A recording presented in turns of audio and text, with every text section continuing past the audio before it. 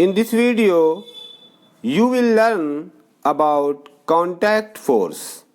आप इस वीडियो में contact force के बारे में सीखने जा रहे हैं, जिसे स्पर्श बल हिंदी में कहते हैं। आइए सबसे पहले इसके डेफिनेशन को जानें। The force which is exerted on an object by touching it is called contact force। यानी स्पर्श बल वैसे बल को कहते हैं जिसे किसी वस्तु पर लगाने के लिए वस्तु को छूना होता है। For example, pulling a bucket from the well. यानी अगर हम लोग किसी कुएं से एक बकेट को खींच रहे हैं तो उसे खींचने के लिए उस पर छूकर फोर्स लगाना होता है, तो फिर ऐसे ही फोर्स को कांटेक्ट फोर्स यानी स्पर्श बल कहते हैं। ठीक है, तो आई होप कि आप कांटेक्ट फोर्स के बारे में समझ गए। इसी तरह से एक और एग्जांपल है कि अगर किसी ऑब्जेक्ट को उठा रहे हैं तो भी उसे छूकर उठाना होता है। तो जब भी किसी ऑब्जेक्ट पर फोर्स लगा रहे हैं और उसे टच करना पड़ रहा है तो फिर ऐसे फोर्स को कांटेक्ट फोर्स यानी स्पर्श बल कहेंगे। ओके, अब आप नॉन कांटेक्ट फोर्स यानी अस्पर्श बल के बारे में जानने जा रहे हैं। The force which is exerted on an object from a distance is called non-contact force. It is also called distant force or force at a distance. यानी वैसे बल को अस्पर्श बल कहते हैं जिसे वस्तु पर लगाने के लिए वस्तु को छूना नहीं होता है। For example, magnetic force, electrostatic force and gravitational force.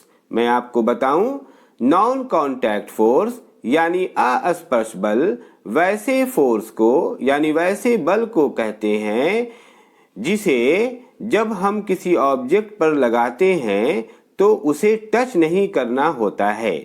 जैसे कि मैग्नेटिक फोर्स में आप जानते हैं कि यह वह फोर्स है जिसमें मैग्नेट किसी आयरन को या कोबाल्ट को या निकेल को बिना टच किए उसे अपनी तरफ अट्रैक्ट करता है।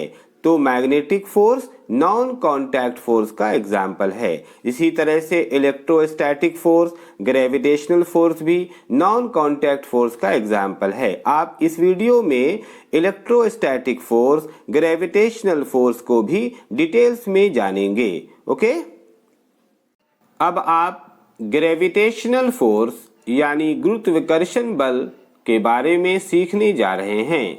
The force which is exerted between two objects due to mass is called gravitational force।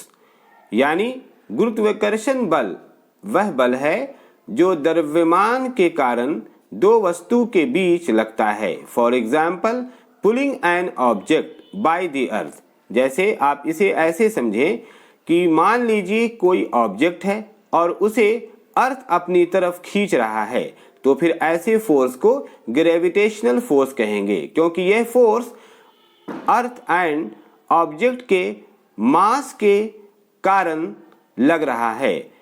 और इसे अच्छे से समझने के लिए यूं समझें कि मान लीजिए अर्थ किसी ऑब्जेक्ट को खींच रहा है और उस ऑब्जेक्ट का मास नहीं है, यानी ऑब्जेक्ट का मास 0 है। तब अर्थ को उस ऑब्जेक्ट को खींचने के लिए किसी भी तरह का कोई फोर्स नहीं लगाएगा, यानी अर्थ को खींचने के लिए ऑब्जेक्ट पर फोर्स लगाने की ज़रूरत नहीं पड़ेगी। वैसे मैं आपको बता दूं कि कोई भी ऐसा ऑब्जेक्ट नहीं है कि जिसका मास नहीं होता है, कुछ ना कुछ मास होता ही है। तो फिर आप समझ गए, यानी मास के वजह कर अगर दो ऑब्जेक्ट के बीच फोर्स लग रहा है तो फिर ऐसे फोर्स को ग्रेविटेशनल फोर्स कहेंगे, जिसे हिंदी में गुरुत्वाकर्षण बल कहते हैं। ओके, अब आप फ्रिक्शन यानी घर्षण बल के बारे में सीखने जा रहे हैं।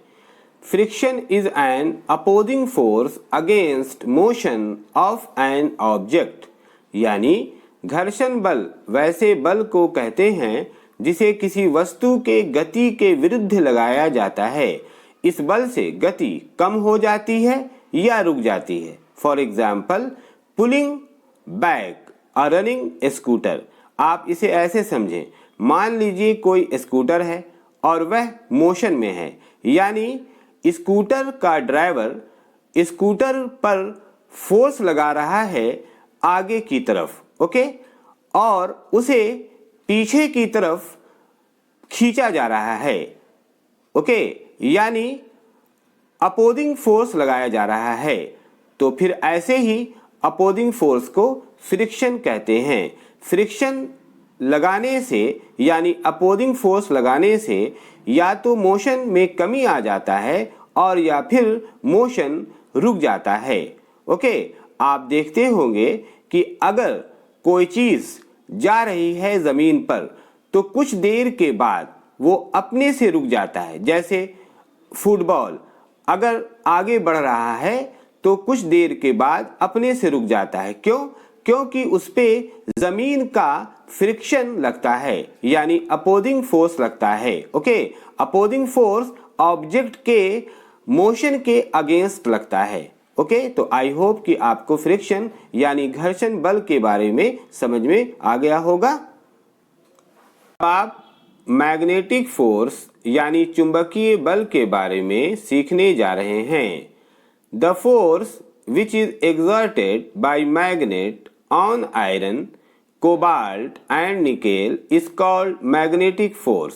यानी मैग्नेटिक फोर्स यानी चुंबकीय बल वैसे फोर्स को कहते हैं, यानी वैसे बल को कहते हैं जिसे मैग्नेट यानी चुंबक द्वारा लगाया जाता है। ओके, आपको पता है मैग्नेट यानी चुंबक ओनली आयरन या कोबाल्ट और या फिर निकेल पर ही फोर्स लगाता है। तो मैग्नेट के द्वारा लगाए गए फोर्स को यानी बल को मैग्नेटिक फोर्स या चुंबकीय बल कहते हैं। ओके, अब आप बैलेंस्ड फोर्स यानी संतुलित बल के बारे में सीखने जा रहे हैं। The force whose result is zero is called balanced force. यानी संतुलित बल वह बल है जिसका परिणाम शून्य होता है। आप इसे ऐसे समझें, मान लीजिए कोई बड़ा सा स्टोन है और उसे उठाने के लिए उस पर फोर्स लगा रहे हैं और वह स्टोन उठ नहीं पा रहा है। तो फोर्स तो लग रहा है लेकिन इस फोर्स का रिजल्ट जीरो है।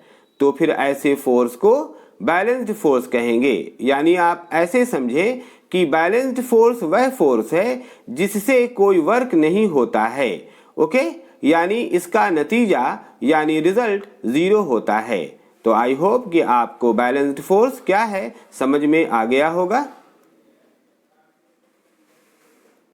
अब आप अनबैलेंस्ड फोर्स यानी असंतुलित बल के बारे में सीखने जा रहे हैं। The force whose result is not zero is called unbalanced force। यानी असंतुलित बल वह बल है जिसका परिणाम शून्य नहीं होता है, यानी जिसका परिणाम कुछ ना कुछ होता है। जैसे मान लीजिए कि कोई ऑब्जेक्ट है और उसे आप एक जगह से दूसरे जगह रखने जा रहे हैं और उस पर फोर्स लगाकर आप उसे एक जगह से दूसरे जगह ले जाने में कामयाब भी हो जाते हैं।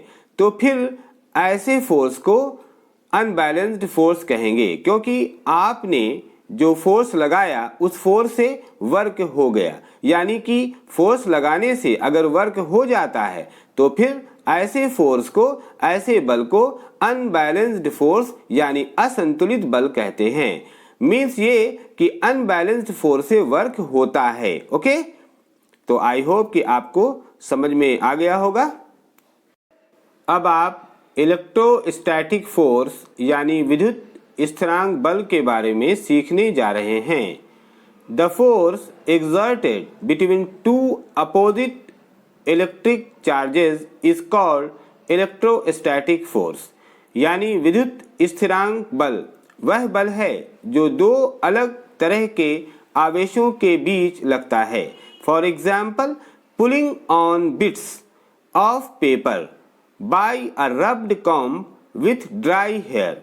आप इसे ऐसे समझें, आपने देखा होगा कि जब कभी सूखे बाल को सूखे कंघी से झाड़ते हैं और उस सूखे कंघी को कागज के छोटे छोटे टुकड़े के पास ले जाते हैं, तब वह कंघी कागज के छोटे छोटे टुकड़े को अपने तरफ खींच लेता है।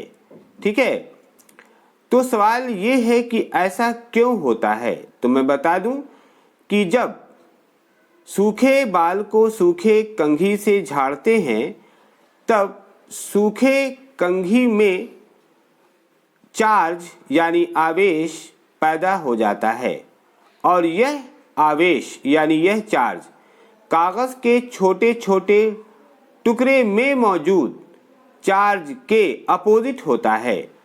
तो जब आवेश वाले कंघी को कागज के छोटे टुकड़े के पास ले जाते हैं, तब कंघी और कागज के छोटे छोटे टुकड़े के बीच आवेश के कारण बल पैदा हो जाता है और उसी बल से कंघी कागज के छोटे टुकड़े को अपनी तरफ खींच लेता है। तो फिर ऐसे बल को यानी फोर्स को इलेक्ट्रोस्टैटिक फोर्स यानी विद्युत स्थिरांक बल कहते हैं, क्योंकि यह फोर्स चार्ज के वजह कर हो रहा है। तो अगर अलग अलग चार्ज के वजह कर फोर्स पैदा होता है तो ऐसे फोर्स को इलेक्ट्रोस्टैटिक फोर्स या फिर विद्युत स्थिरांक बल कहते हैं। तो आई होप कि आपको हर एक तरह के फोर्स के बारे में समझ में आ गया होगा। और अगर आपको यह वीडियो समझ में आता है, मतलब इस वीडियो में सभी बातें समझ में आ जाती हैं, तो फिर आप इस वीडियो को ज़्यादा से ज़्यादा शेयर करें, इस वीडियो को ज़्यादा से ज़्यादा लाइक करें एंड मेरे चैनल को ज़रूर सब्सक्राइब करें एंड नोटिफिकेशन बेल आइकन को ज़रूर क्लिक करें ताकि आपको हर नए बनने वाले वीडियो का इन्फॉर्मेशन मिल पाए। Okay, thank you for watching my video.